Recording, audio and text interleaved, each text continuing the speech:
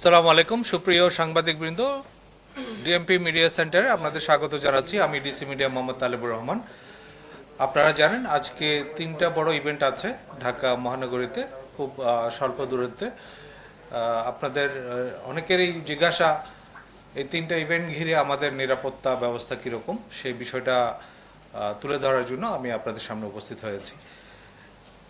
যে তিনটা বড় ইভেন্ট রয়েছে আমরা তার সার্বিক ব্যবস্থাপনার জন্য, বিশেষ করে আইনশৃঙ্খলা পরিস্থিতি স্বাভাবিক রাখার জন্য আমাদের পর্যাপ্ত পুলিশি ব্যবস্থা গ্রহণ করেছি। এর বাইরে আমাদের নিয়মিত পুলিশের পাশাপাশি ঢাকা মহানগর গোয়েন্দা পুলিশ, সিটিটিসি তারাও সক্রিয় রয়েছে। আপনারা জানেন এরকম বড় একটা জনসমাগম মোকাবেলা করা এবং স্থানীয় পরিস্থিতি স্বাভাবিক রাখার জন্য আমাদের যে নিয়মিত পোশাকি পুলিশি ব্যবস্থা, এর পাশাপাশি আমাদের সাদা পোশাকে গোয়েন্দা তৎপরতা অব্যাহত রয়েছে। এর বাইরে তিনটা ইভেন্টকে কেন্দ্র করে আমাদের ট্রাফিক পুলিশের বিশেষ ব্যবস্থাপনা রয়েছে।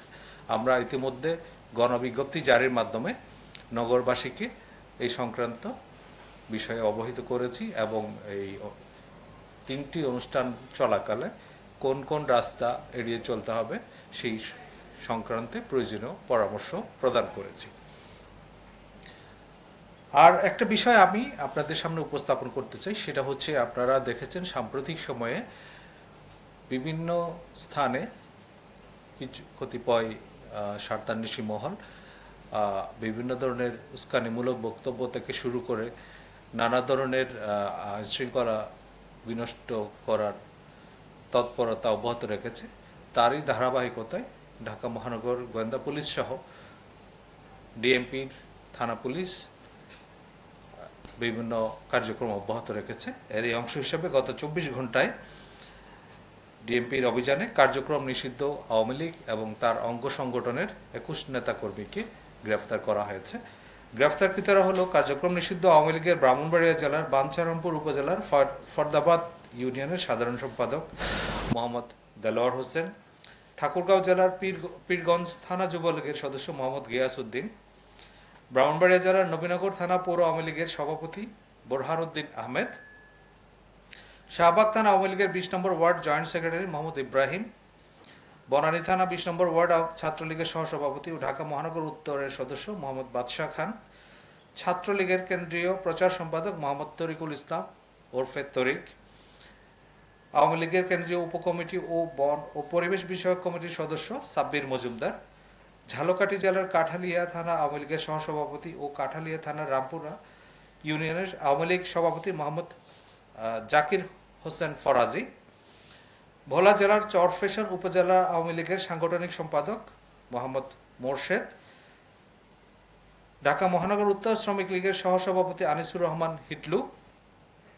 উত্তরখান থানা আওয়ামী লীগের কর্মপরিষদের সদস্য ও ঢাকা উত্তর আওয়ামী লীগ কাঁচকুড়া ইউনিটের সাবেক ভারপ্রাপ্ত সভাপতি জাহাঙ্গীর আলম, ছাত্রলীগের বাংলাদেশ টেক্সটাইল বিশ্ববিদ্যালয়ের সাবেক সাধারণ সম্পাদক মোহাম্মদ রেজাউল করিম, ছাত্রলীগের কেন্দ্রীয় কার্যনির্বাহী সংসদের প্রাক্তন সদস্য মইনুল হোসেন সুমন, উত্তরখান থানা আওয়ামী লীগের সাংগঠনিক সম্পাদক মোহাম্মদ আজিজুল হক, বংশাল থানার কায়েতচুলি শাখা আওয়ামী লীগের সাংস্কৃতিক সম্পাদক মোহাম্মদ রকি উর্ফে রায়হান উর্ফে রুকু, ঝালকাঠি জেলার ঝালকাঠি পৌর আওয়ামী লীগের সভাপতি ও ঝালকাঠি পৌরসভার সাবেক মেয়র লিয়াকত আলী তালুকদার, ঢাকা দক্ষিণ মহানগরীর আওয়ামী মৎস্যজীবী লীগের সিনিয়র সহসভাপতি মাহমুদ শিকদার, ছাত্রলীগের উত্তরা পূর্ব থানা ১ নম্বর ওয়ার্ডের সাধারণ সম্পাদক হামিম আহমেদ ওরফে মিনহাজুল আবেদিন, ঢাকা জেলা আওয়ামী লীগের তথ্য প্রযুক্তি সম্পাদক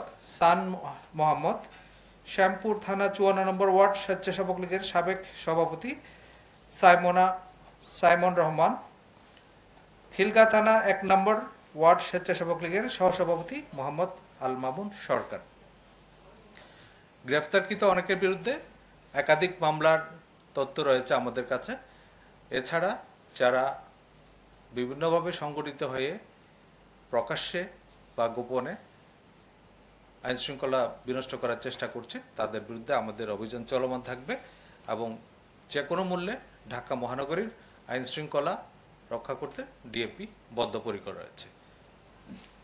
প্রিয় সাংবাদিকবৃন্দ, আমাকে মনোযোগ দিয়ে শোনার জন্য আপনাদের সবাইকে আন্তরিক ধন্যবাদ। আপনাদের কোনো প্রশ্ন থাকলে প্লিজ।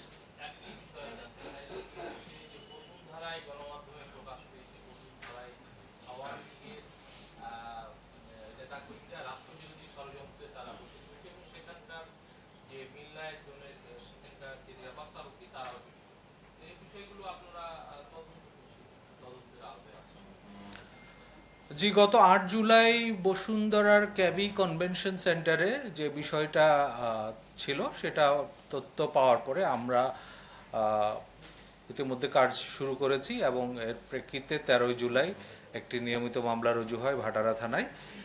উক্ত মামলায় ইতিমধ্যে আপনারা জানেন ২২ জনকে গ্রেফতার করা হয়েছে এবং মামলায় জড়িত অন্যান্য যারা আছে তাদেরকেও গ্রেফতারে আমাদের প্রচেষ্টা অব্যাহত রয়েছে। কারা কী উদ্দেশ্যে এই প্রশিক্ষণ কর্মসূচি আয়োজন করেছিল, এখানে রাষ্ট্রবিরোধী কোনো ষড়যন্ত্র ছিল কি না, এই ব্যাপারগুলো আমরা খুব গুরুত্ব দিয়ে খতিয়ে দেখছি। এখানে সমগ্র দেশের বিভিন্ন অংশ থেকে লোকজন তারা জড়ো করেছিল।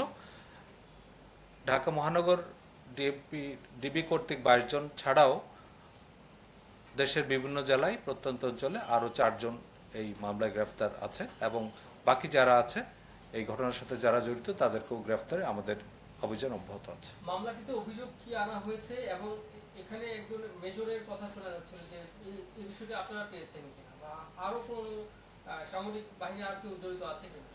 মামলার যেটা প্রাথমিক অভিযোগ, এটা সন্ত্রাস বিরোধী আইনে মামলাটা হয়েছে। এখানে তারা উদ্দেশ্যমূলকভাবে জড়ো হয়ে একটা ষড়যন্ত্রমূলক কিছু করার অপপ্রয়াস বা অপচেষ্টা করেছিল। সেটার ভিত্তিতে আমরা তদন্তটা অব্যাহত রেখেছি এবং কারা কি উদ্দেশ্যে এখানে এসেছিল আর কারা কারা জড়িত ছিল সেই বিষয়টা আমরা তদন্ত করছি। একটা বিষয় আমরা জানতে চাই যে গতকাল রাতে ফ্লাইট এক্সপার্ট একটি অনলাইন প্রতিষ্ঠান, তারা বহু মানুষের বহু গ্রাহকের টাকা পয়সা লুট করে দেশের বাইরে চলে গেছে, মামলাও হয়েছে, সেই মামলার আপডেটটা দিতে। জি, গতকাল ফ্লাইট এক্সপার্ট নামক একটা প্রতিষ্ঠানের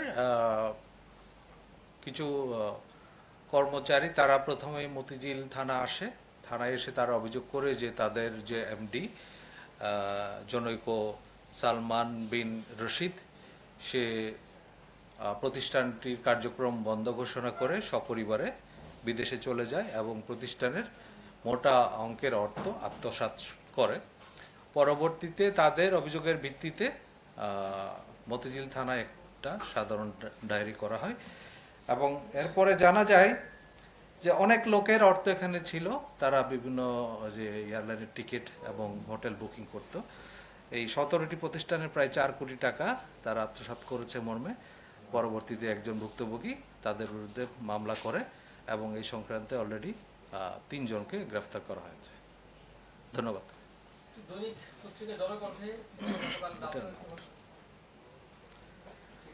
তার কিছু বিষয় না থাকলে আজকে প্রেস ব্রিফিং আমরা এখানেই সমাপ্ত করছি। আপনাদের সবাইকে অনেক ধন্যবাদ। আসসালামু আলাইকুম।